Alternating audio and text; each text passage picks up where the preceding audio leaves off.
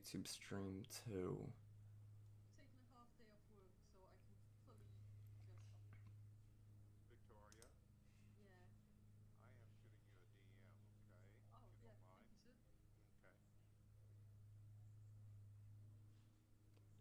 Alright, I think we are up on YouTube. Good morning, good morning. Alright, so everybody, just wanted to say that good morning.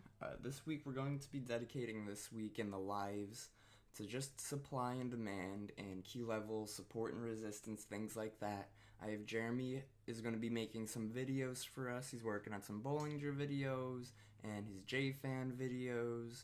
So he's busy with that this week. I'm going to be taking over the stream. Sort of, he's got any questions on supply and demand, you please let me know. Don't hesitate. Pop a question in the comments. Pop it in Discord, wherever. But that's what we're going to be going over this week. Sort of a dedicated lesson. That way there's not much of a back and forth, because me and Jeremy do trade different strategies. And sometimes it could get a little overwhelming or confusing to some new traders, so I figured it'd be better off if we kept it separate. If you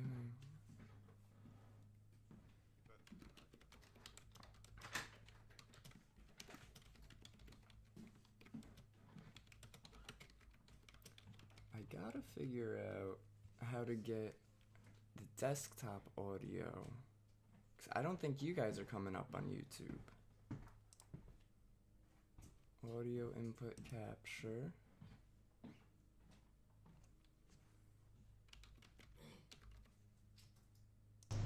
Let's see.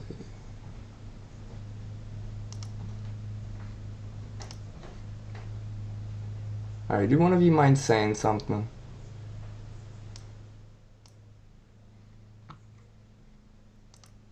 Aaron, I'm gonna pick on you. Perfect. I think that worked. I was just making sure that the YouTube was picking up the audio. Alright. You can't.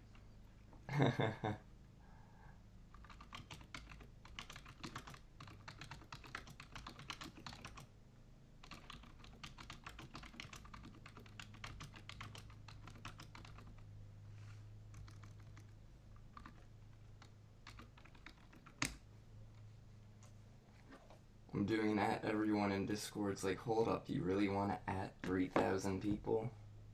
Yes. Hey, good morning, YouTube. Something. Hey, what's going on? 99 Chevy Problems. Good morning, good morning. It's a funny username.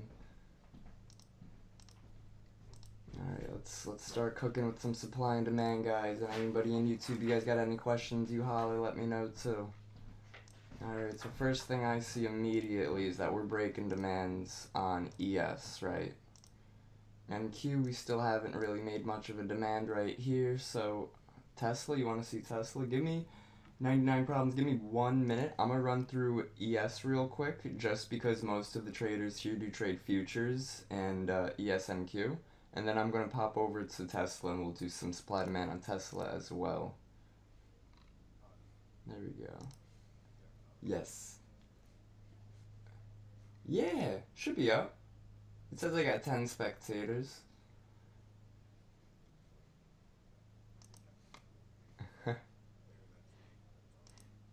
No problem. So guys, real quick supply and demand trick. So because we broke this demand zone pre-market, a lot of times I've seen in pre-market we will get a reclaim of the top of the zone or a key level, whichever one's closest, before we continue lower. So as much as this zone has to be deleted and is no longer valid, I'm going to keep the key level portion and just put a little X on it so I remember that it's broken. But if I'm looking to play shorts today on ES or SPY, this is going to be my key level that I'm going to look for us to bounce and hold this area of interest and reject right here, because this also lines up with the swing low. So you see how we have a higher low compared to this higher low. We double topped, then we created a higher low, we created another higher low. No, I'm sorry, reversing that. This is a lower high. Yeah, I apologize. It's very lower high, higher low, lower. So we double topped. We created a lower high. We created another lower high, and then we also created a lower low and a lower low, which is suggesting a bearish move. We are now in a downtrend here. So if we continue this downtrend, we continue making the trend of lower highs and higher lows, which we're creating a higher low right here. I'm going to look for a new higher low to form over here. You know, the market's got to pull back. It's got to do a little liquidity grab. The market can't just go straight down. The market can't just go straight up unless you're looking at this day. And it's something, you know, you would get in here, and that way you would be able to have your stop loss. You'd know where you're entering. You're entering right here. You'd be able to put your stop at the swing high, and you'd be able to target. I would personally try to target demand on this one, because once we do hold this for a minute but break and come back lower, something tells me this area of interest, this blue zone, is getting very weak. So if we come back up here and we enter, we're looking at a 7-to-1 risk reward on this trade. That's a fantastic, fantastic risk reward. Friday we took a 14-to-1. That was probably one of my best risk reward trades I've ever taken. Let's see, what else do we have? So let's pop into Tesla real quick for our boy 99 Chevy Problems. He's over in the YouTube Discord, people, in case you were wondering why I'm talking to myself. So let's we start with the daily to get some type of trend going. So we see we created a daily supply demand zone right here with a basing and a rally. Had some follow through. So with Tesla, what I would be looking for on Tesla, Chevy, is I would be looking for us to hold this yellow key level of 260 cents. And I would probably target this purple level, $207, probably whole level, key cycle whole level. This 1 hour supply is another good supply zone if we do rally today and have strength. Let's break it down to the 3 hour. Are we seeing anything in the 3? Nothing in the 3.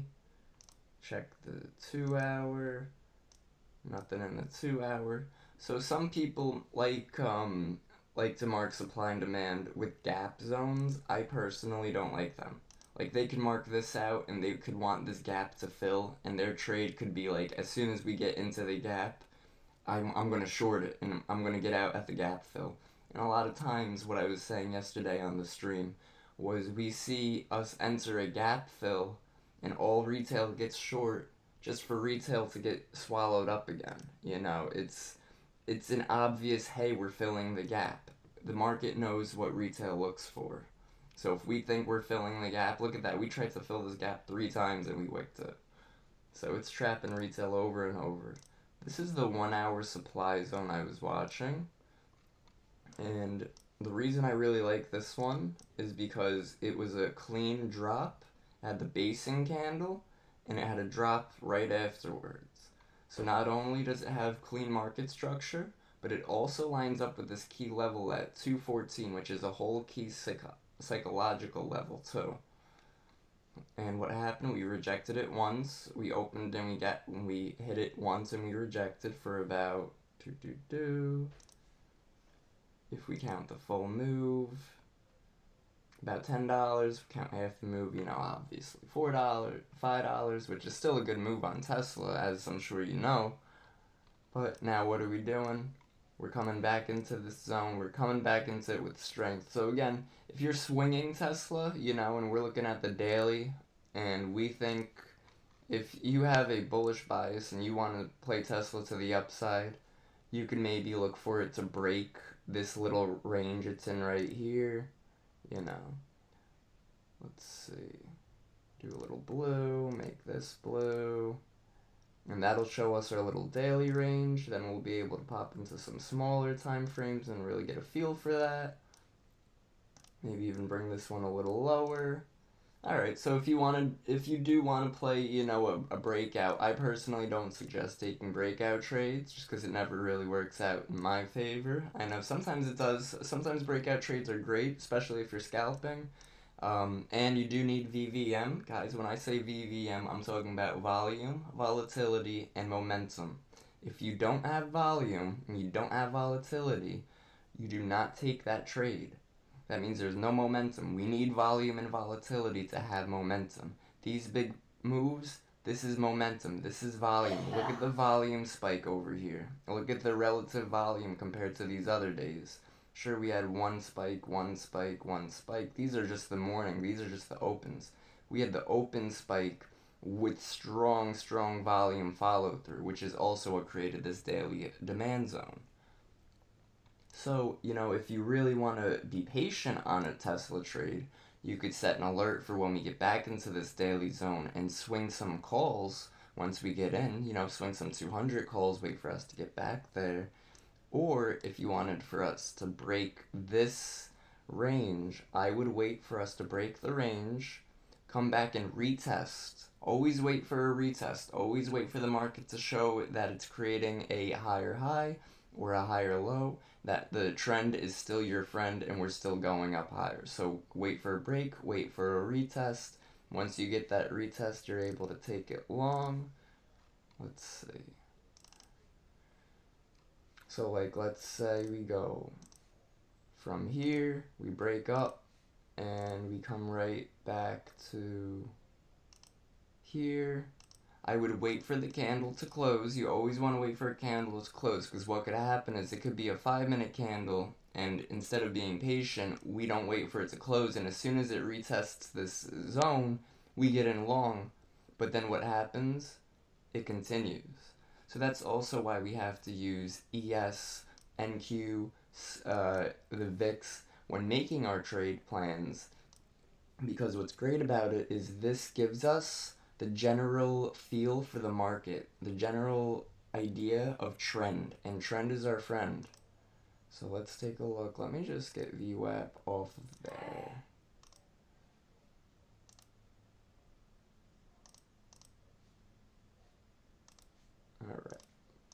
Alright, so let's see real quick. We got on the 1 hour. I don't see any good supply zones over here. Let's check the 30-minute. A lot of times lately I've been missing the 30-minute zones. No problem, 99 Chevy. Got you, bro. We're live every day. You just pop in whenever, ask for a chart, and we got you. Okay, so let's see what we're looking for. I'm personally, right now, I am looking for a supply zone in this area, whether it's at this swing high before we dropped or this high before we dropped. But right here, I'm not seeing much because we don't really have much follow through. This is a little bit of a crap drop. This is a 7-point drop. This one, however, is definitely stronger of a drop. 20 points, but the zone is super small. Let's take a quick look right here. This is the 45. Is there a 90-minute here? Nope. Is there a 1 hour here? Nope. Is there a 195? Sorta. I'll mark this one. So guys, the reason behind using the 195-minute zone, and it really basically comes from trading equities, and the reason for that is because the market is opened for about 6.5 hours a day. So 195, that's about half of a day. So when you have those extended hours on and off, real-time hours on, you're getting 2 candles for the day. And that's been really clean. That helps me find good zones sometimes. Like right here, maybe could have been a 195 if there was no daily. What else we got? Oh, so yeah, let me mark that off on ES. So let's see. Do red, 195. And how would we play this zone? I would look for us to create a lower high. I would look for us to fail this zone quickly. If we don't get a fast rejection, then the zone is not as strong. The faster the rejection on a supply and demand, the stronger the zone. I'll give you an example of that in just a moment. Oh, perfect. Yeah, the example's right here even. So if we're looking at this 90-minute demand right here, yesterday we broke another demand that was sitting right here. We went lower. We came into this demand. First, we had a quick rejection. then we sank lower. Now a lot of times with supply and demand, what we'll see is we'll see in demand a lower low.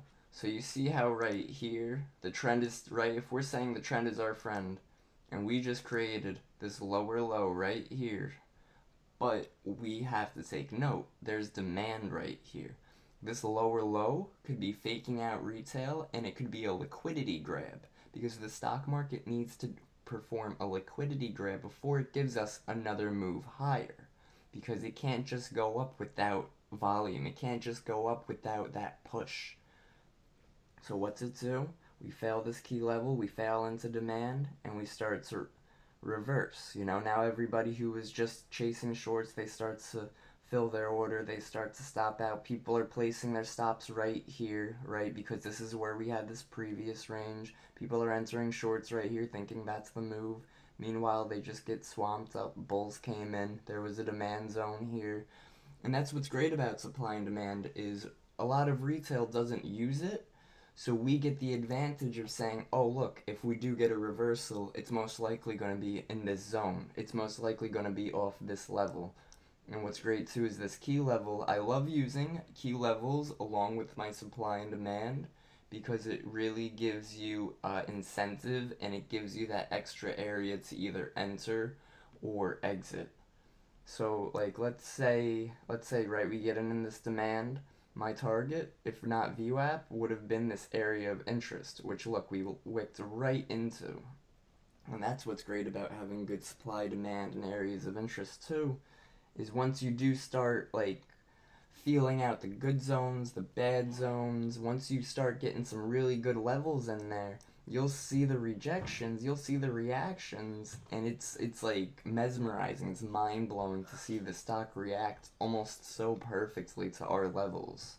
And it makes it easier to trade too, because you feel more confident. You feel like you're taking more educated of a trade versus gambling. If you feel like you're gambling when you're trading, you gotta step back and realize you're doing something wrong, and you gotta learn. So what happened? We had this big rally, we hit this area of interest, would have had a sell stop right there, would have been nice. And so what happens? We come back, we almost test this key level. Now the key levels, guys, they're not always gonna work. Look at this. This was, what's the low of this candle? 4208.75. Look at that. We were a tick away from the key level both times on this. So what would I have done? I probably, if I was short from this right here, and my target was this key level, and I saw us wick it twice, I would have just taken profits. We don't move the market ourselves, guys. We just react. We have to control how we react to the market, because we'll never have enough capital to move a market. We're talking about the S&P 500 here. We're talking about Tesla. We're talking about Amazon, Microsoft. We are retail. We are not going to move the market. What are we going to do though? We're going to take advantage of supply and demand, and we're going to see where the institutions are buying. That's what supply and demand is. Because when they create these big rallies, that's all them. That's like this move right here, that's because institutions were filling their orders like crazy in there. Like crazy. This was a bear trap. Bears saw this candle, this green candle with a wick on top, and saw this candle form and start to drop. And they said, oh, that's selling off, we're selling off, we're selling off. Meanwhile, we wick out of this demand zone, create a new demand zone, and just rally like crazy. And what's that going to do? That's going to leave unfilled orders in this area. All those unfilled orders are going to cause another reaction once we get there. That's why that would be my target. This is considered a demand imbalance. An imbalance is when there's a massive number of buy orders, sell orders that are sitting somewhere that haven't been filled yet. So this imbalance is going to cause us a move up. Is it going to cause us a 5-point move up? Is it going to cause us a 15-point move up? There's no say in that. The higher the time frame zone, the stronger, right? And if it's an untouched zone, it means it's a new zone, it's stronger. So my whole thing, I would be looking to play longs around this area. Another big thing is you see this blue zone? This used to be a supply zone, but I turned it into an area of interest. And the reason for that is because although we broke it as supply, we ended up using it as demand. So instead of it being supply into demand, this area of interest was resistance, and now it's support.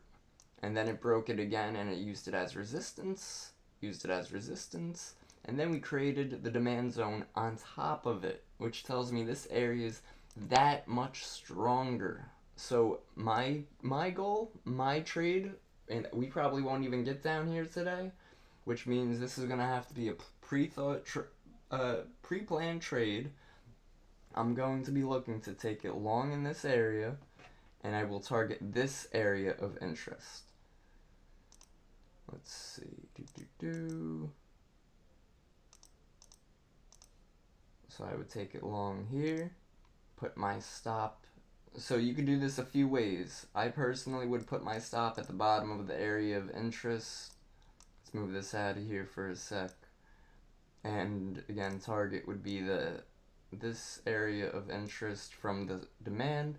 And this trade is a 4-to-1 risk reward. You know, you're risking 1 to make 4. This is another good risk reward trade because you're able to win 2 of these, be up $8, and then lose 3 or 4 and still be up $4 or $5. That's what's great about it, is you're able to lose more trades than you win, but still be profitable. And I can't stress that enough, because as retail traders and as new traders, once we learn to use risk reward to our benefit, then we just have to form some type of trading strategy, be it a moving average, a VWAP, a supply and demand. But once we start forming good risk reward trades, knowing where we're entering, know where we're exiting, and knowing how market structure works via supply and demand or swing high, swing low, then it really, really, really makes a difference.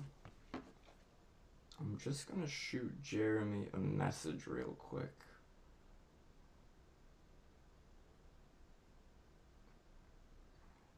Does anybody have any questions so far? Did I go over anything too fast? Is there anything you guys want me to go over again? Is there any specific stocks you guys want me to chart out?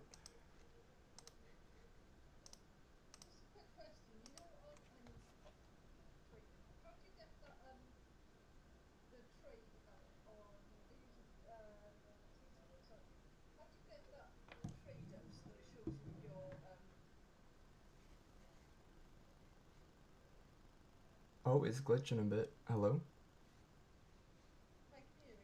Yes, I can hear you.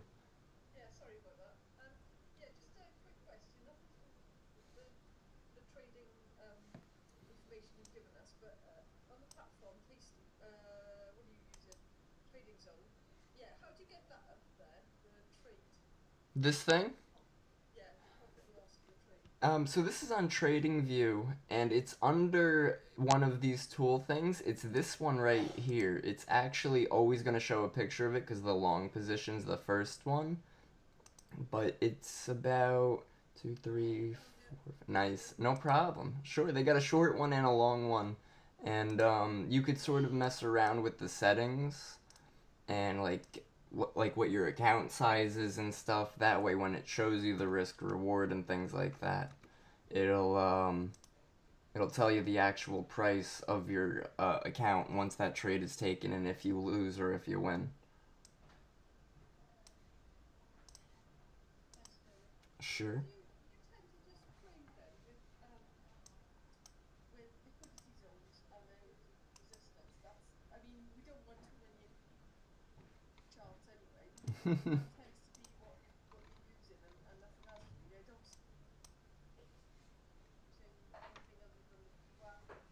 Yep. Yep, that's it. That's exactly it. Yes.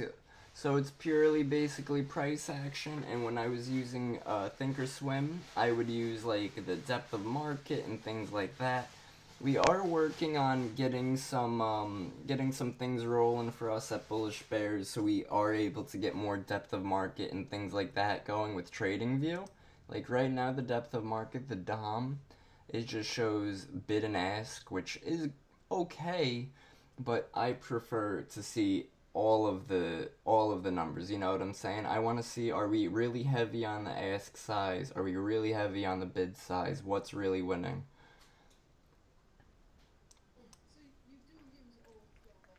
A little bit, yeah. Lately, since I've switched to TradingView, I haven't. Another big thing that some people that I know that I trade with tell me is like, listen, you could use order flow, that's great, but quite honestly, the chart, the candles, that will tell you the same story.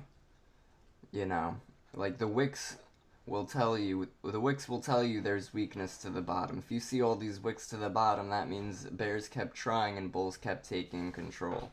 But that doesn't mean bulls are going to hold it forever. That could also mean if once bulls get tired and let it go, we could just drop. We drop like a hotcake.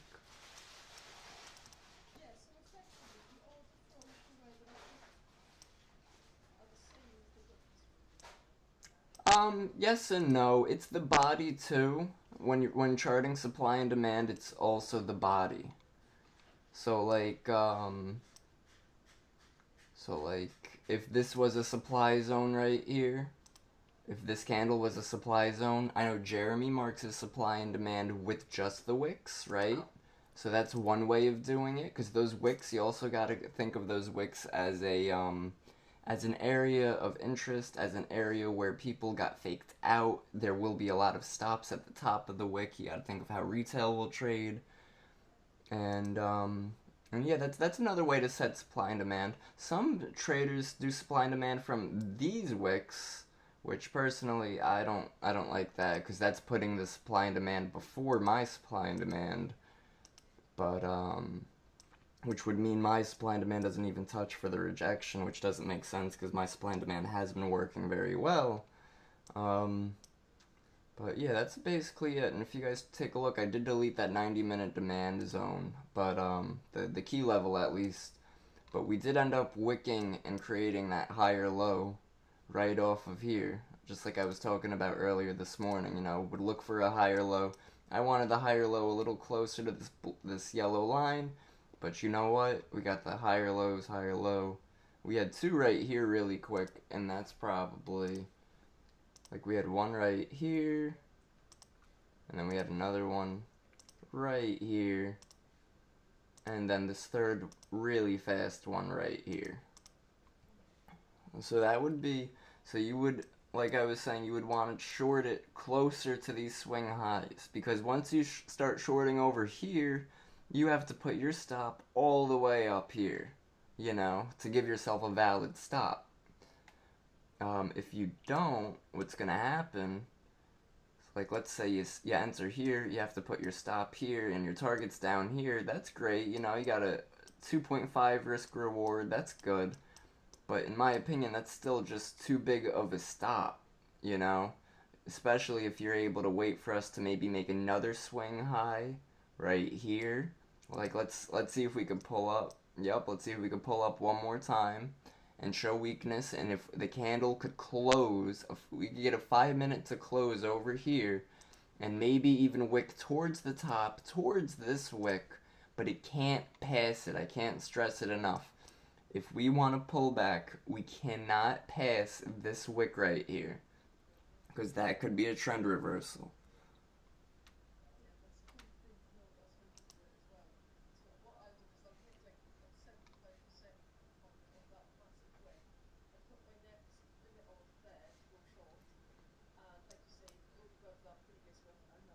Yep. Yep, absolutely. Hey, YouTube, could you guys hear the people in Discord too? I thought I turned it on right. I just want to make sure, because I don't want to be sounding like I'm talking to myself here. No, you're good. What was that? No, yes, definitely ask questions. My thing was when I streamed it to YouTube, I didn't know if I clicked the desktop volume on or not, so I don't know if they hear you guys, but I know they hear me.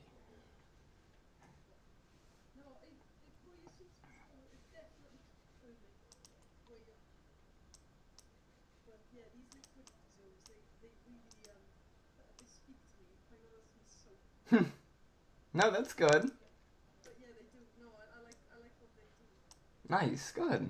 That's it. You guys just gotta find something that works for you. Find something you're comfortable with, and run with it. Especially find something that works with you, because once you find something that works with you, it's game changer. Then you just move on and you work with that.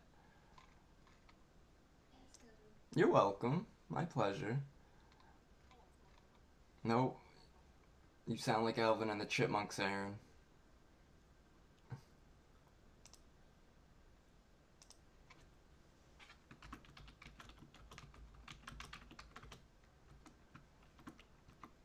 All right, let's see. I've been trading 3, 4 years, almost four, a little over three.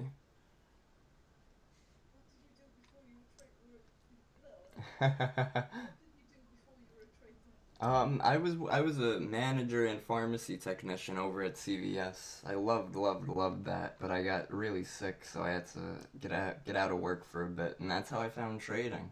I was stuck home. Yeah, I was stuck home. Had some major illnesses going on, but I got into trading. That's when I found Bullish Bears too. About 2 years ago, I found Bullish Bears, and I became a member. And that really helped push me in the right direction. We have great educators here. We've got a great set of strategies. We've got great tools. The supply and demand. The supply and demand, I did learn most of it from somewhere else. I learned a majority of the basics of it from here, but I learned most of it from somewhere else. And then I came back and I said, you know what? I learned this and this works for me. I want to come back to Bullish Bears and push this on you guys. I want to share the knowledge I learned that helped me succeed in trading and push it on you guys to help you guys to get better and start succeeding. For sure.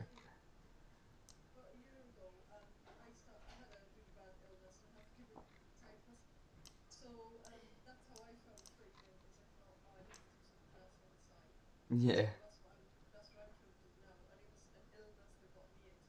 Aw, are you okay now?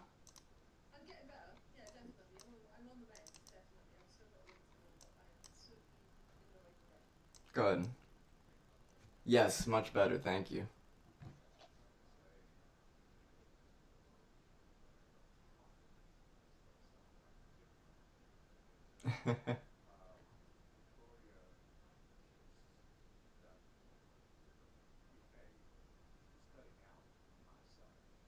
Aw.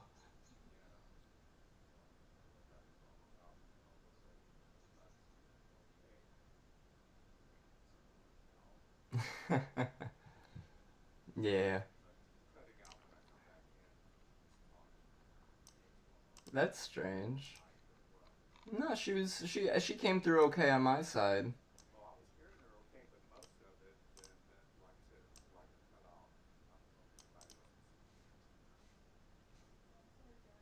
That's strange. No, you're okay.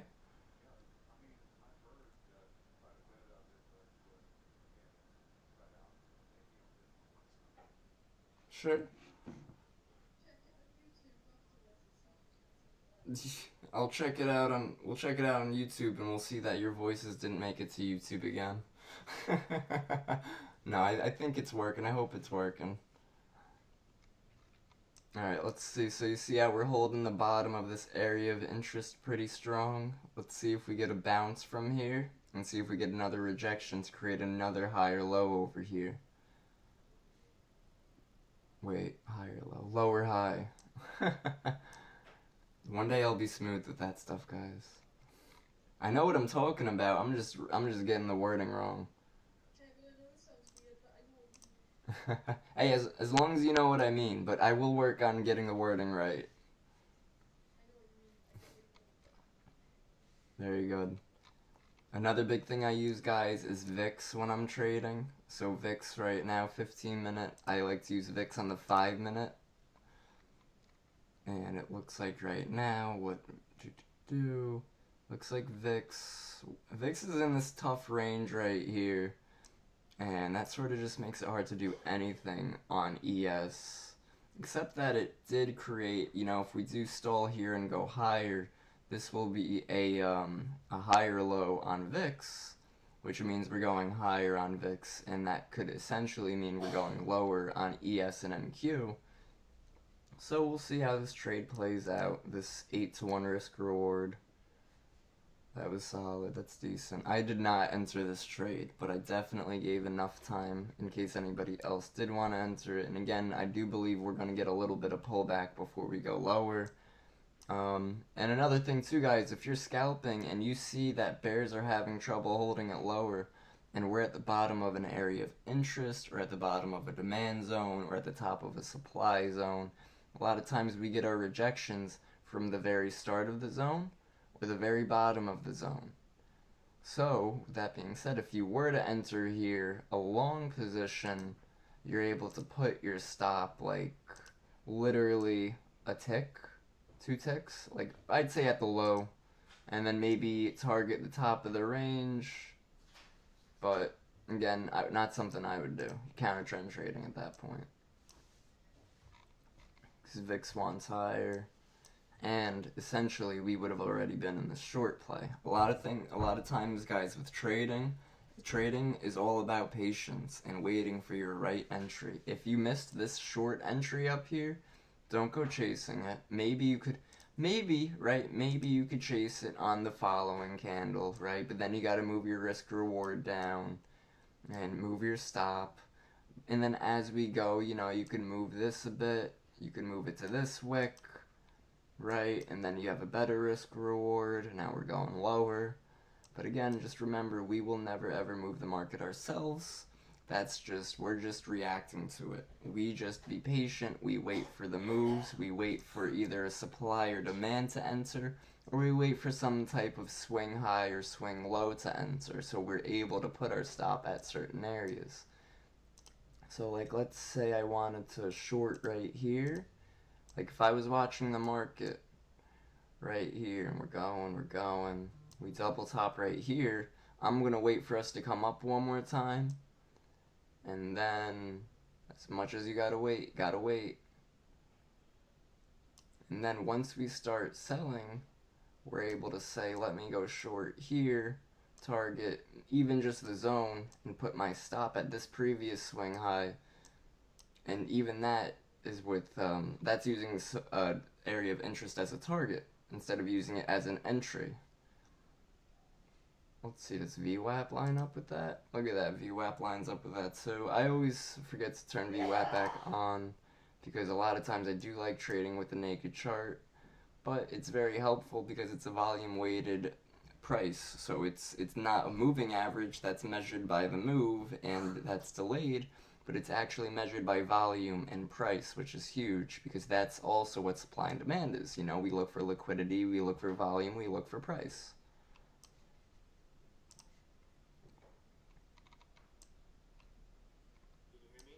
Yes, sir. Good morning, Ricardo. What's going on? How's it going? Good, thank you.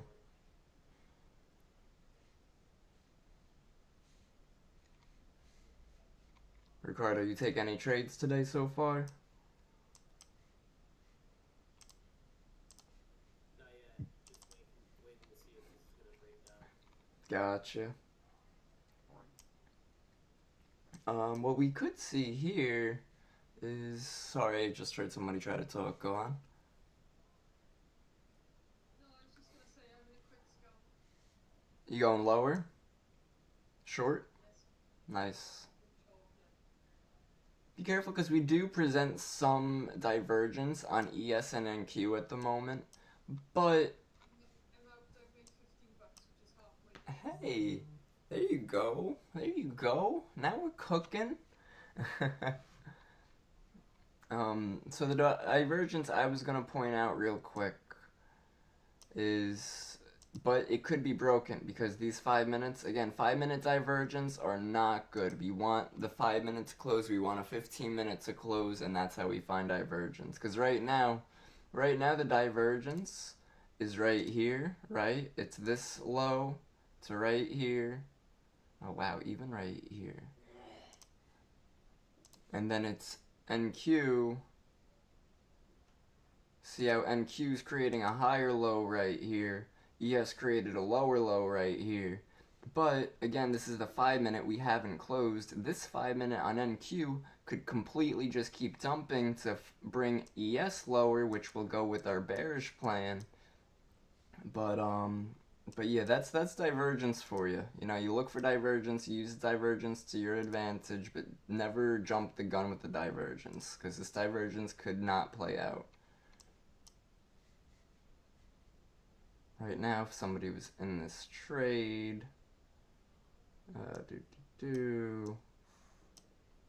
be up 8 points, 3-point stop. So, you know, if you were in this, you're already up 2-1 risk reward, which is great.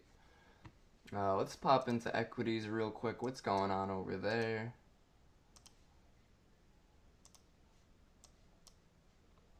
Tesla week, Nvidia week.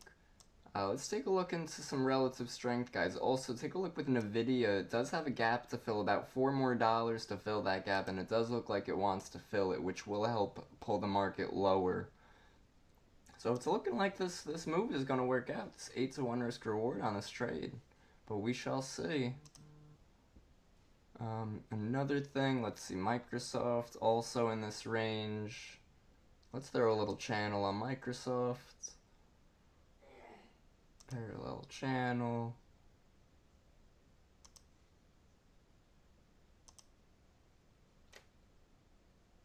Yeah, look at that Microsoft channel right there. That's nice. I love channels on equities. When I used to trade equities options, and channels were my favorite, like the best. Like you don't even know, because the best part about channels is you're literally buying the low and selling the high. It's not much more than that. It's not that complicated.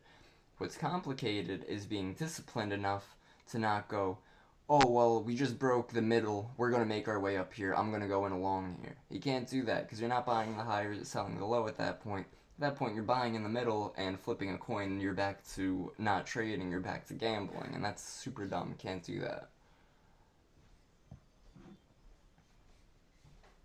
Let's see. And this middle point is a key level, so this is a strong area we could see a bounce. On the 5-minute, if you were trading, let's see real quick some relative strength, relative weakness. So on the 5-minute, if you were trading, this right here would have been a drop, a basing candle, and a drop. So how you would enter this trade is you would enter a short position as soon as this 5-minute closed. So when I trade, I look at the 5-minute and the 15-minute, and depending on what time frame I'm looking for to enter, I have to let that candle close, because the candle closure tells me everything. It tells me everything I need to know. It tells me, are we really rejecting here? Was it a fake out? Are we going higher? Are we going lower? Please do check on stocks 50. Stocks 50? What stocks 50? So sorry, real ballers. Somebody in Discord people, somebody in the YouTube asked me to check a stock. Oh, but real quick on Microsoft, while they tell me what that stocks 50 is, you would enter on the candle closure, you would put your stop at the top of this candle, and your target would be maybe a key level or VWAP. I would go with a key level, and that would be a nice, Oh, that's a long position. I'm like, why isn't this working right? This would be a risk reward wise. Risk reward wise, probably a really nice risk reward.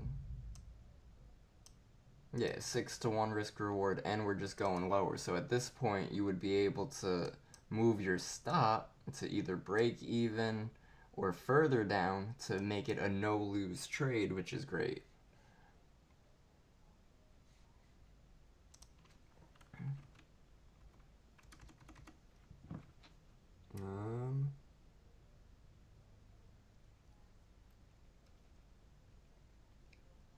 I just got an email if somebody wants a meeting with us at Bullish Bears, and they are in the UK, so that's a 5-hour difference?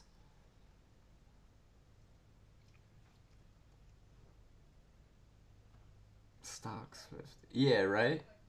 We're about $5 behind. $5 behind. Okay. Okay, so Stocks 50 is the Euro SX5E.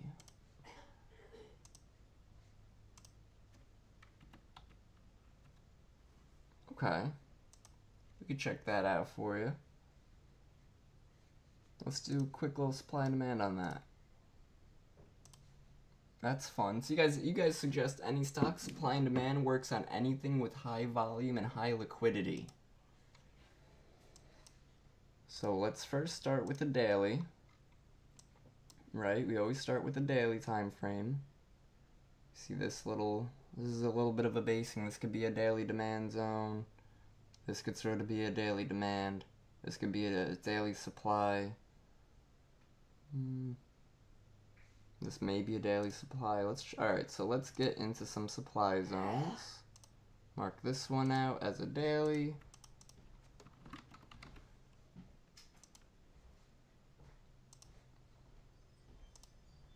Pop that up. See how we wicked right above it and then we rejected. We faked out. The market knows what we look for. We faked people out into thinking we're breaking range. They had buy orders there. They had stop losses there. They stopped out and then we dumped.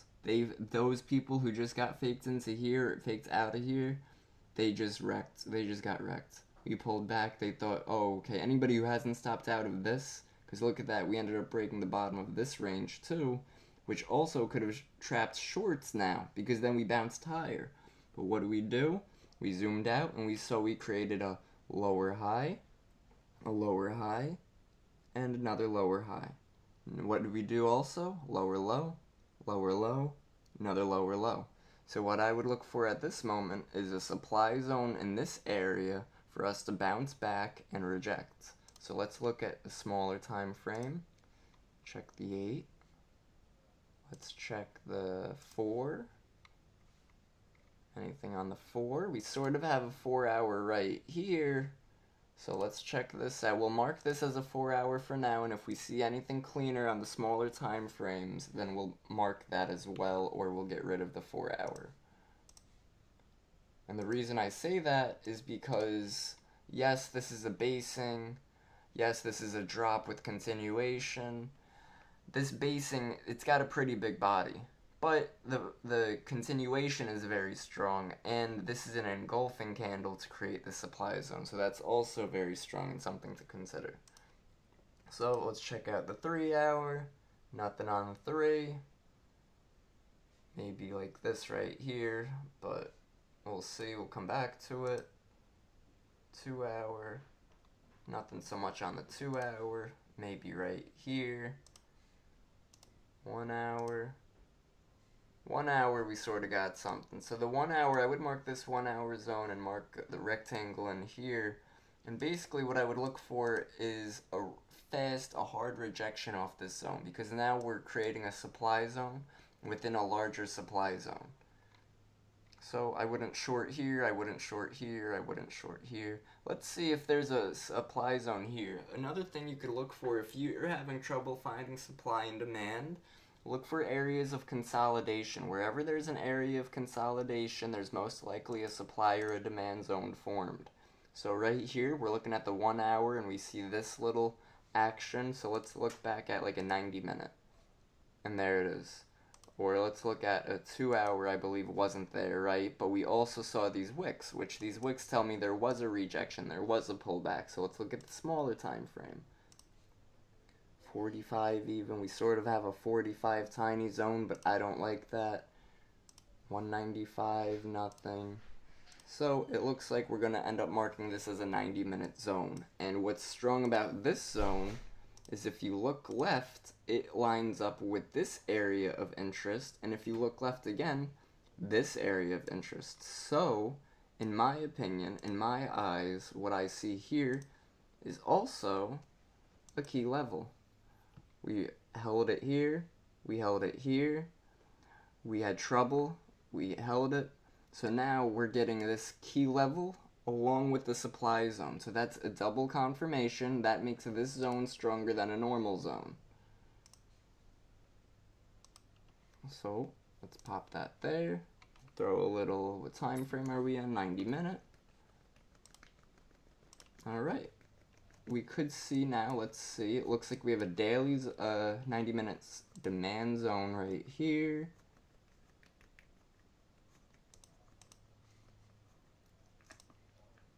And let's see if we touch this zone, because we're getting awfully close to it. And guys, anybody on YouTube, anybody on Discord, you guys got any other recommendations, chart recommendations, or anything, you just let me know. I'll be doing this till about 11 p.m. Eastern, so you guys got another 40 minutes. And I'm probably going to be going over this stuff every day this week, just to sort of keep going over it, because I know a lot of times for myself when I was learning, the more I would go over something and the more I would witness it firsthand, the easier it comes and the easy, you know? Yeah, fire.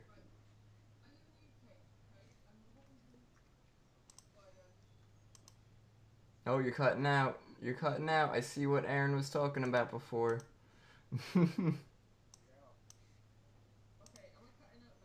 That's a little better. Sure. Sure thing.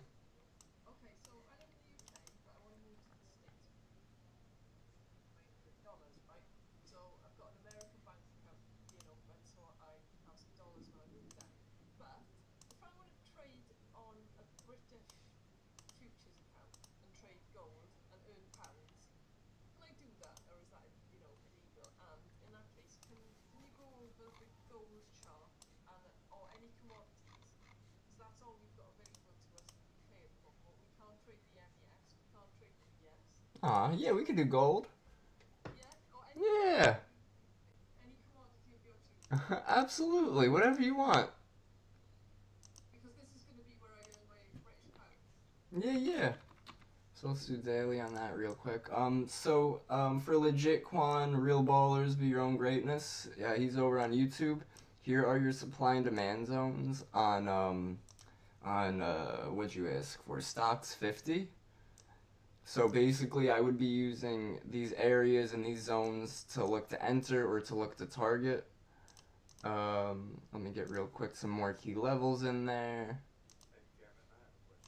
Hey, yeah, what's going on? As far left as you have to look to get the proper confirmation, to feel comfortable with the trade in the zone. As far left as you can. But there's no right or wrong answer to that. But really as far back as you can, because the more far back you look, the more historic data you're taking into consideration. And obviously the more a key level is used, the stronger that key level is as well.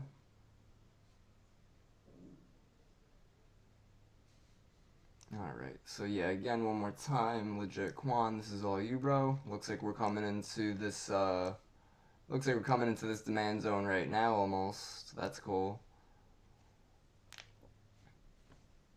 Let's see what else we got cooking. How's ES doing on our short position, fellas and fellettes? Look at that, short positions printing, doing really well on that.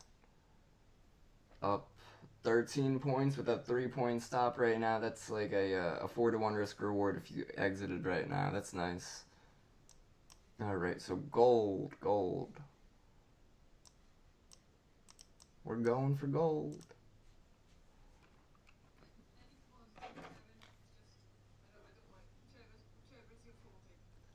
That being Forex. Are you trying to trade Forex? No, I'm trying to trade commodities. Oh, okay. We can't trade the MES or the ES, so the only things at the moment. That's intense. I know, right? This is what I'm doing in my pounds every second. Where's Jeremy today? So I got Jeremy making some videos this week. I figured that I would sort of, yeah, I know, right? If I figured you'd be excited about that. Which video, so tell me, which videos do you want him making? I know he's going to be working on the on Bollinger Band videos, and I think he's working on his J-Fan video right now. Yeah, right? Yeah, so now that I'm able to stream on my own, because before I was having computer difficulties, now I'm able to do it without him, so now he could go off and do his thing, you know what I'm saying? Yeah. Alright, so let's take a look at gold for you, Victoria. Try to find some supply and demand on this bad boy.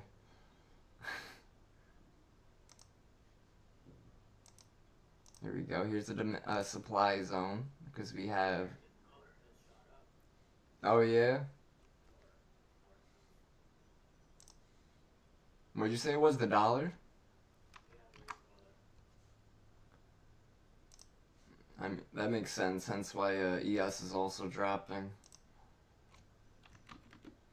They usually go inverse from each other. Here's a daily supply on that. That's crazy. Daily zone. And again, YouTube folks, you guys too, you got any chart suggestions? I'm here till 11. We got all morning.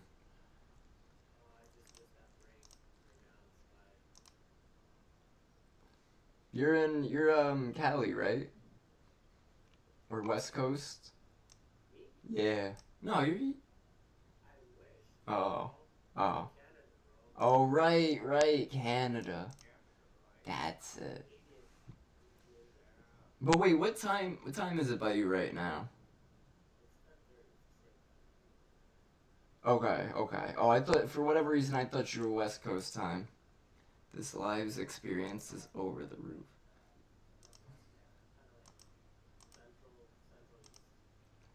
Got you. Hey, thank you. Legit Quan, I appreciate that. He said, this live's experience is over the roof. That's much appreciated, man. Definitely share it. We do this every morning. We're live, but the YouTube portion's free. If you want, you check out bullishbears.com. We have our free Facebook where we post our charts, free Instagram post our charts. Our Twitter's a little different. Our Twitter is bullishbrs. I'll post all the social medias in the link.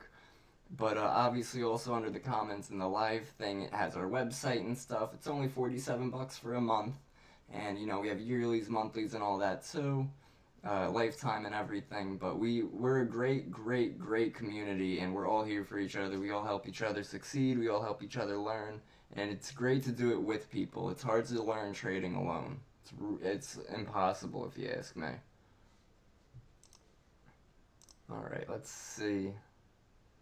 Let's see, Victoria. Let's find some levels for you. I like this key level right here. Yeah. Yeah, you see how stock sits on it often? That's a nice key level. Even though it broke through, you know, it didn't hold perfect each time. It'll never hold perfect each time, but it's the area of interest that we keep an eye on. And it's supported. Now it's resistance. So that's another good area to potentially short. That's 8 hour. Let's look into something a bit smaller. Nothing quite yet. Any demand zones? I do want to look left for a demand zone. What I will do is I will mark a key level right at the bottom right here, so I'm not creating a demand zone that's already broken. This could potentially be a demand zone. This demand zone doesn't have much follow through afterwards. It does have a very strong impulse move up though, and a pullback and then continuation, so it's still unused. So there's still unfilled market orders in there, so that's what I would be keeping an eye on. Green 4 hour. Hey, get it, man, get it. That's awesome. Good job. Thank you, bro. Appreciate you popping in. Take care. Alright, so there's a demand zone. We'll come back a bit.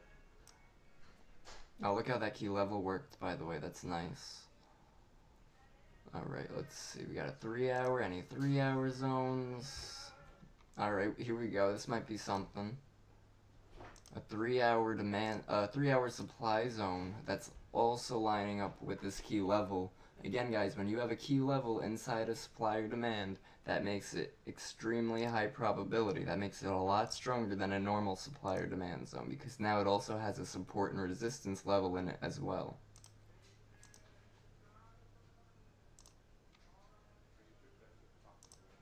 Yup, every supply and demand always goes, supply always goes to the top of the wick, demand always goes to the bottom of the wick. Because you gotta think of it like the opposite. So like if people were buying here, right, all these buyers just got trapped in here, and those trapped orders is what creates the supply and demand zone.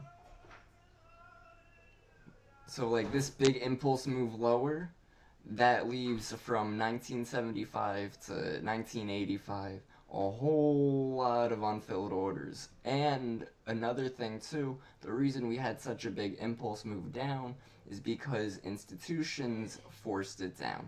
We won't be able to short the market and force it lower, but institutions are what form the supply and demand and it makes the market go higher or lower. So what are we on? 3 hour? 3 hour, there it is. Red, 3 hour, beautiful.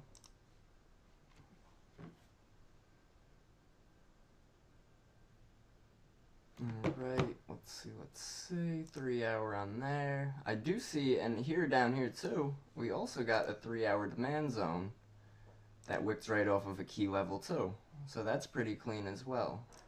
Again, another instance of key level being in with supply and demand, thus creating a higher probability zone. I do notice a lot of times with supply and demand, we'll start to create a zone right near a key level, and that's sort of a good way to sort of read it and see a key level. And like if you see a key level coming up, instead of going long thinking we're gonna break through the key level, to wait for some type of rejection or something.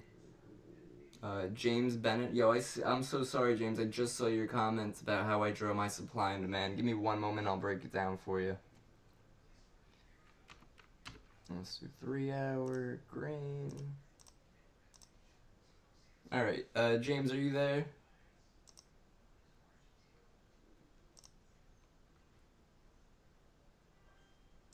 Let's see, I want to see, James, do you mind just commenting something back in the main chat, and I'll let you know?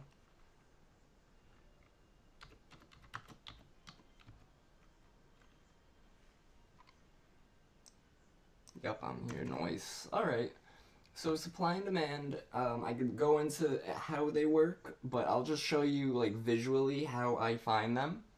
And they're pretty simple to find and to plot. The main thing you'll look for, and I won't do the rectangle on this one yet. The main thing you'll look for a demand zone is you want a red basing with a long wick on the bottom, and that's going to create the zone. This itself right here is the zone, but it's not created just because of the wick or just because of the body. It's created because of the reaction afterwards, because of this big impulse reaction right here. If you see a big move after a red rejection like this, for supply and demand, you want the zone. For demand, you want it to be a red zone. For supply, you want it to be a green zone. And the reason for this is because it was such an impulse move after a opposite color candle that all of the people who were going long in this opposite color candle or short in this opposite color candle just got swallowed up, just got ate up. They're hitting their stops, they're buying back their market orders, they're coming back, and they're now they're fueling this move higher, along with institutions who just filled over here. Now everybody who was short here is stopping out and going higher, while institutions are banking. So what does this do? This creates unfilled orders in these zones, and that's what makes it a higher probability area for a reversal, because once we get in this zone, it'll start activating all of those sell orders that weren't filled the first drop. But once we do start using zones, they do get used up and they can get weak. So it's just something to take note of, but it doesn't mean they don't work. Let's see. So like right here could potentially be a 3-hour demand zone. But the problem with this is I would need this candle to really show some follow through and push higher and close higher. But because we're coming up to a supply, there's a good chance we're going to reject over here and this zone becomes invalid. I hope that cleared it up. I hope so. If you do have any other questions, so basically when you draw a demand zone, think demand, people are buying. Demand zones have to be red candles that have a big move up. Supply zones have to be green candles that have a big move lower. And James, just so you know too, these videos are recorded and will be posted on the YouTube, so you could go back and look at them as well. And I'm going to be going over supply and demand all week too, so it's really no issue. You know, if you don't get it today, it's no problem. Go over it another couple times, go over it again tomorrow. Supply and demand is how I trade. I think I understand that my issue is how do you draw them? I draw them with a key level, so a trend line at the open, and so the open of a candle all the way to the bottom wick. So I would do the rectangle from the open to the bottom wick. And I would make this green because this is my demand zone. Let me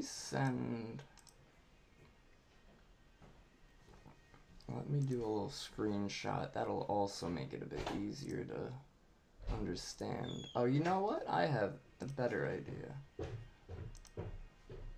Trend line at candle open.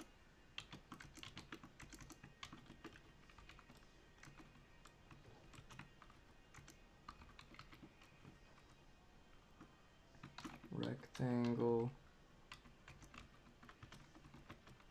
to candle below.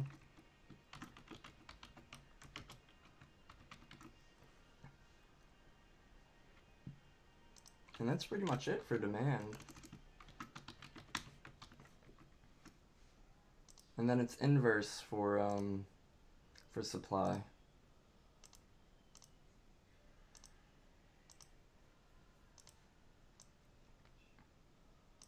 And let me run one up for supply. Supply, trend line at candle open as well. It's always the candle open because that's what creates it to either be a red candle or a green candle. And then rectangle to candle high.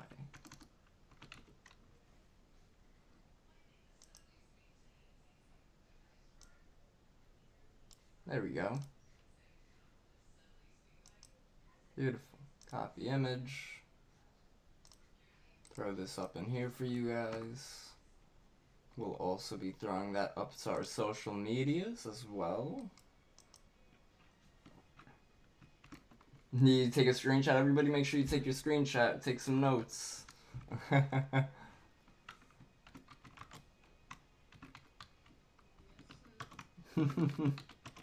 Because that's just the basics of how to draw them. You know, obviously understanding and everything is another story, but drawing them is the first step to being able to understand and trade them.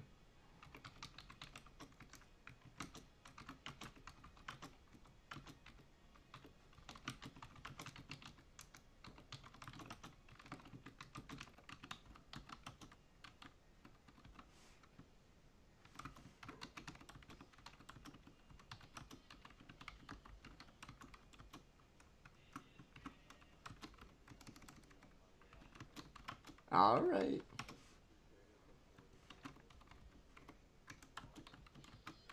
For sure, for sure. It was good having you. Everybody have a good Memorial Day? Was that good for everyone?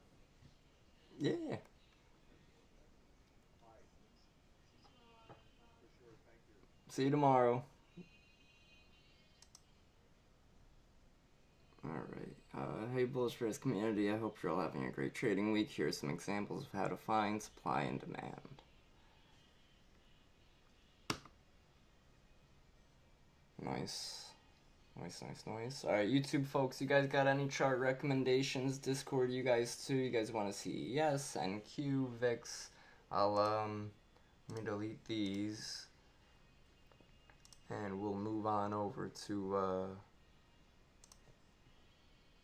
we'll bring this back to VIX.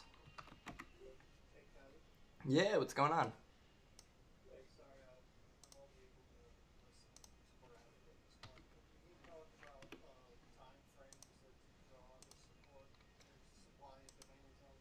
Sure, for sure. That's a great question and a really good idea of what to go over next.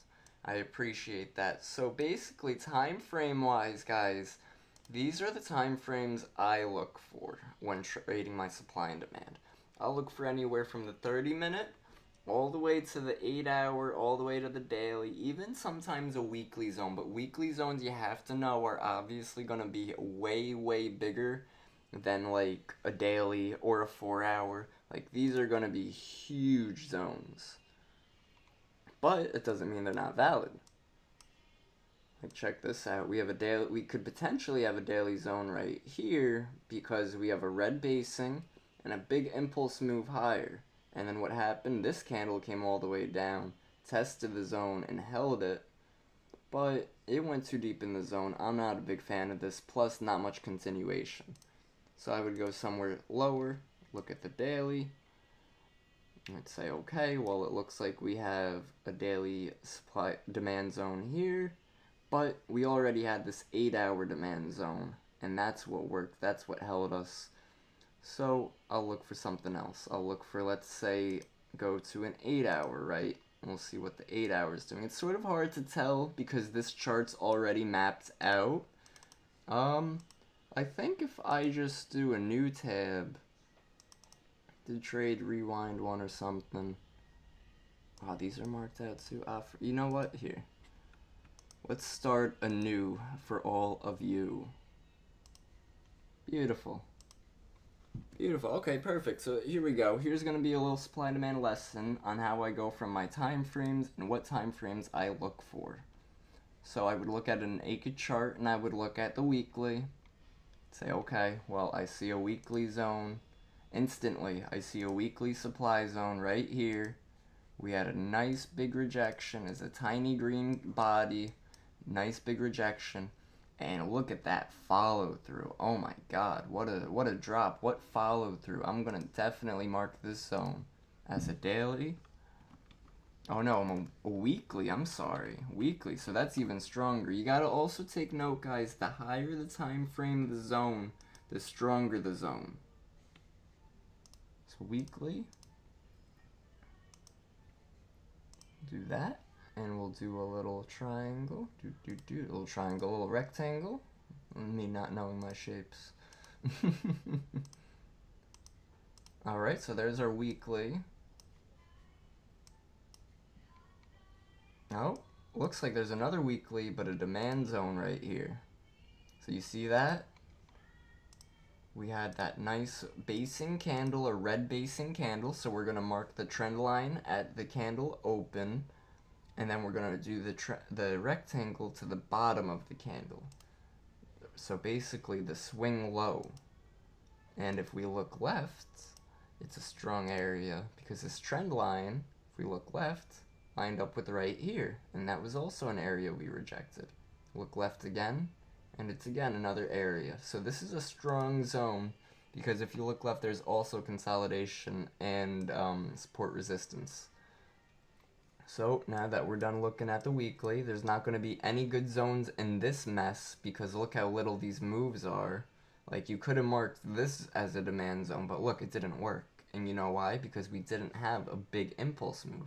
We had a small move up, and this would have worked if you were looking at the weekly chart and you were waiting for a rally, a rally. This could have helped you to be biased bullish for the next week or two, right? But it didn't have that follow through, so it did not create a solid demand zone.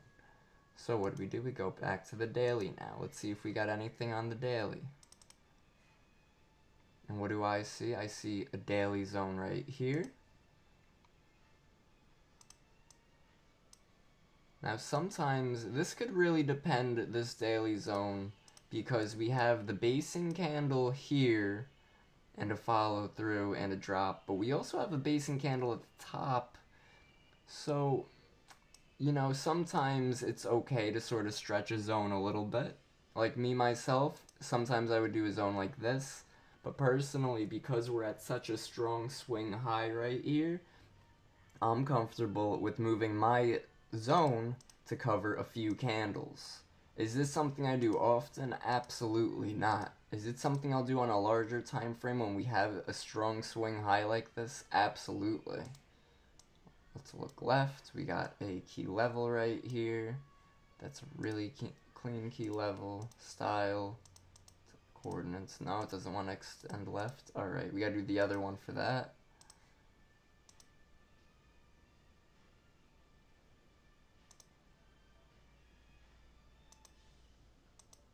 Okay, so now we have a key level inside the supply zone. So that's very strong. 43.03.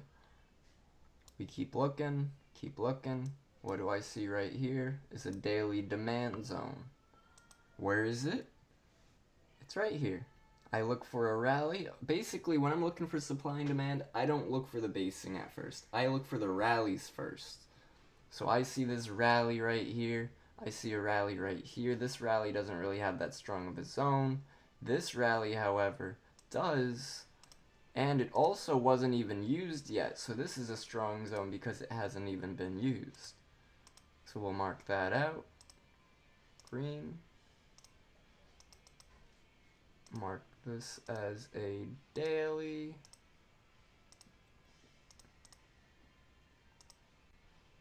If I can.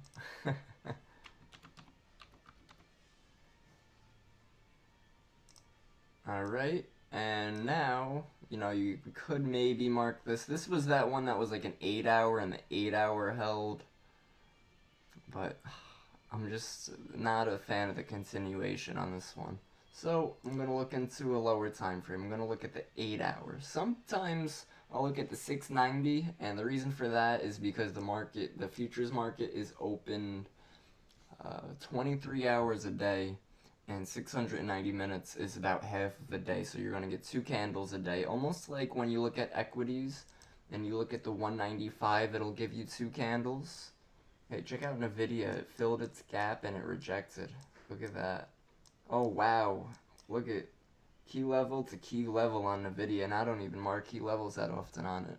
That's how important it is, guys. If you are able to find good support and resistance by not forcing a level every other dollar, every other move, you're able to find really, really strong zones and really, really important areas and levels. These levels are just from recently, too, because we haven't been this high on NVIDIA. Like, ever, I don't think. Let's see. Have we? No, we haven't. Alright, back to what I was doing on ES. So 690, this could potentially be a 690 minute, but again, it's got one rally candle, and it does not have much continuation after. So I'll look for something smaller. We'll look for the 6 hour. Let's see. Not really. Nothing too good. So we'll look at the 4 hour. And that's why there's so many time zones. So I have so many time zones, and a lot of people could get worried and see that and get overwhelmed and think, oh, well, that's too many time zones. I don't want to have to mark a demand on the 1 hour, 2 hour, 4 hour, 6 hour. But you don't have to mark supply and demand on every single time frame. The point of having multiple time frames is to know that there is not going to be a supply and demand on every one. There's just not. It's unrealistic. And if you manage to find a supply and demand on every time frame, you're probably forcing some zones there. So like this one I would consider marking, but right here the candle afterwards wicked a little lower than it. So if I did mark it I would mark it from the candle open, and I would actually, just like I did on the other supply zone, I would do this with demand. I would mark it from the open of this candle, but instead of doing it from the close to this candle, I do it from the close of the next candle because it wicked a point below it. But I'm not marking this zone. I don't like it. What else we got? So we'll look a little closer. We'll look at the 3 hour. 3 hours got a little something, just a little bit, nothing crazy. Again, we look for big rallies. This had 1, 2, 3, 4 rally candles right after. Not just any rallies, we had strong rallies afterward. So I'm going to mark this as a 3 hour. And again, so with supply and demand, guys, a lot of times when people learn it at first or they hear about it at first, they go, oh, so I have to mark my zone and I have to wait for it? I can't just take the trade immediately? I have to wait? Well, yeah, you have to wait. That's the whole thing of the market, is to be patient. If you're rushing into trades all the time, you're going to be losing. If you are covered in indicators, you're going to be saying, okay, which indicator's telling me to buy, which indicator's telling me to sell. If you got naked charts and you're just reading the price action, and you know, okay, well, here's demand right here, here's a supply right here, I'll set my alerts and wait. Or even, again, that's why we also come up with smaller time frame zones, because there might be a closer time frame than this one. See how this 3 hour wasn't until 41.60, but if you look at the 1 hour, we have a 1 hour at 41.69, so almost 10 points higher, but that could be 10 points that could make or break. Because let's say you were short and you were targeting demand, but you didn't see this 1 hour demand, we might pull back here. This might be the more valid target than right here. I just want to see how that short position's playing out. That's pretty crazy. That's crazy. In case you guys missed it over on the YouTube this morning, this was a trade I sort of alerted. I don't want to say alerted, but first entry was up here with the stop at the swing high, and then we sort of moved it lower because I was saying, well, if you chase it, you can't really chase it too far. But to always have a good risk reward, because now this is a 6-1 risk reward. Before, if you entered closer up here, it would have, and with the stop up here, also 4-1. You know, then you bring your stop lower, then it's a 12-1. And the higher the risk reward, the better. If you could keep your risk rewards on every trade above an average of 3, maybe 4, you're going to see success. You're going to see profitability. Even if you're losing more than you're winning, with a winning risk reward, you're going to do better. And that's what supply and demand also gives us, and it gives us the advantage of being able to have a good risk reward.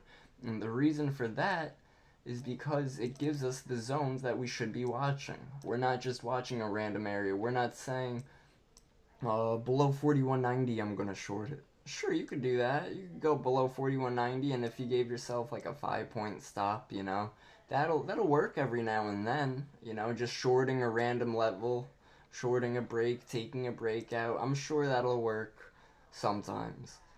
But is it something that I would bet on? Is it something that I would teach? Absolutely not. I'm going to teach something that I know works for me, that I know works for others, that I know works consistently. Does it work all the time? No. Does anything work all the time? No. Does that mean we shouldn't learn anything? Absolutely not. This is something that gives you high probability zones, high probability areas, and high probability trades. And without knowing these zones, you're nothing but lost. Because these are the zones that, not retail, but institutions are watching and trading. These zones are created because of institutions. We have VIX over here. So when I'm watching, I guess this is more directed towards the YouTube folks. When I'm watching ES and trading futures, I have NQ charted, I have VIX charted, and I have ES charted. And even though I only trade ES, I feel like I need to have VIX and NQ because one, NQ goes hand in hand with ES. And 2, VIX also goes hand in hand with ES. VIX has to go inverse, and that will show me strength, and NQ goes with ES. So as long as the trend's following, NQ's following ES trend, you go with that. You do not ever fight the trend. The trend is our friend, and we do not have enough buying power to switch or change the trend. Institutions do. And what else? Alright, so 1 hour. We have this 1 hour. Mark that out. But that's sort of the gist of it, and why I have so many time frames and what time frames I use is because I'll see zones that aren't on certain time frames. Like this is a 90-minute demand, but it's also a 1 hour. So, you know, if you marked it as a 90 or a 1 hour, it's not going to make a difference. It's as long as you have this impulse move after. Like obviously the 1 hour looked a bit stronger because it doesn't have this red candle. But like right here could potentially be a 90-minute supply, right? Because a small body and a long wick on top with a big drop candle. Does it have the strongest follow through? Not really. It's got a doji right here. That's when price almost closes the same price that it opened. And it does have another drop candle after.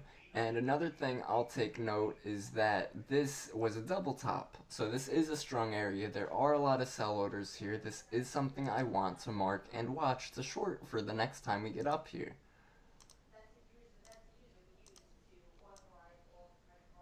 Alright, so now we have our zones. Now we can go a little closer. Let's do a 30-minute.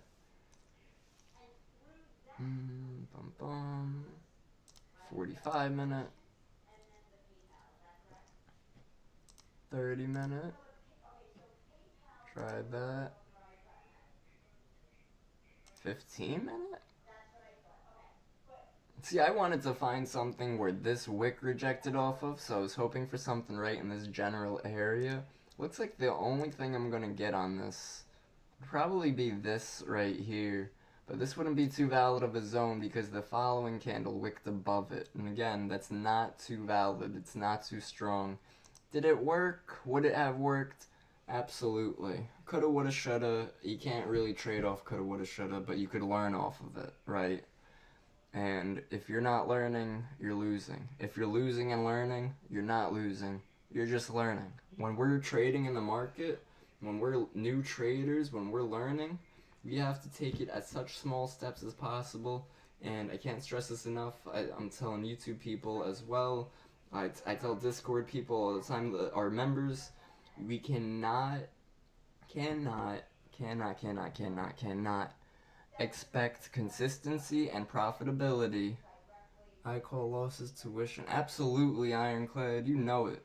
You know it. Losses are tuition. Period. Gotta pay the market tuition so we learn it. You know, doctors go to school for, 8 years to become doctors, and us new traders, we want to be profitable in a few weeks? No, get out of here. You gotta be realistic. We gotta be realistic. We gotta learn. We gotta take every day as a lesson, and every day in the market is another day of experience that we're going through that will only better us.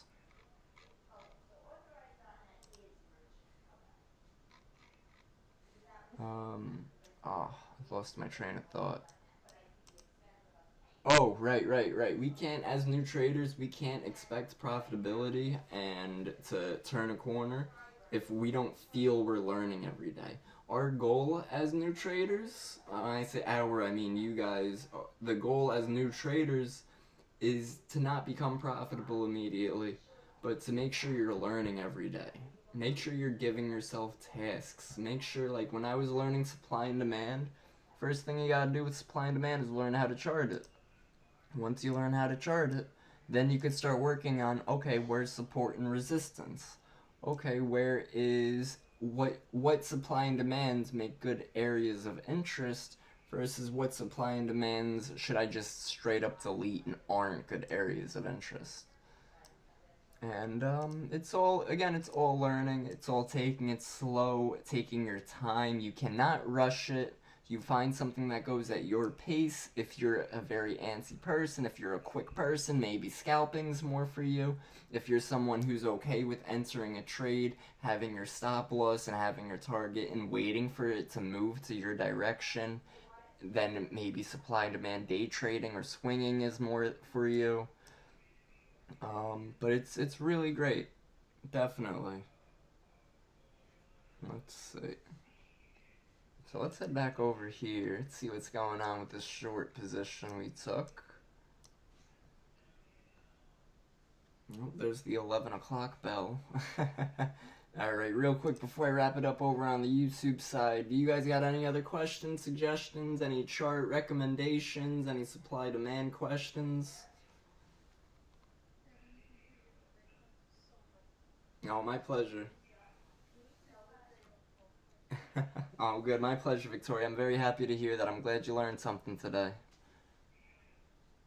And I hope the rest of you did too. And YouTube, I hope you guys also learned something. Again, these videos are recorded, so if you want to go back to go over it again, you most certainly can. You know, we are working on a little bit of a rework on Bullish Bears, our YouTube, our Facebook, our Twitter, our everything. So yeah, come check us out. Come join us. We're always live in the mornings. And that's about it. I'm gonna just throw up our socials on the YouTube real quick.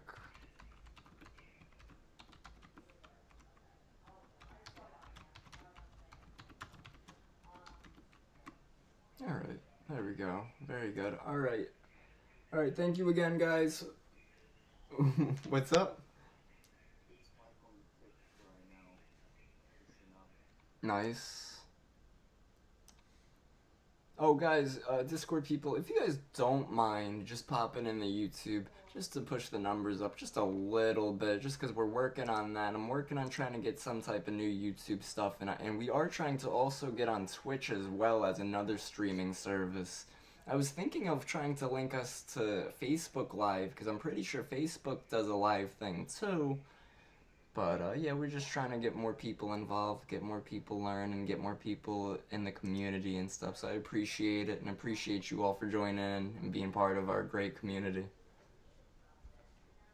Alright, on that note, I am going to close the YouTube. Thank you again, YouTube, for joining. We will catch you guys tomorrow morning for another great supply and demand lesson. Alright, take care.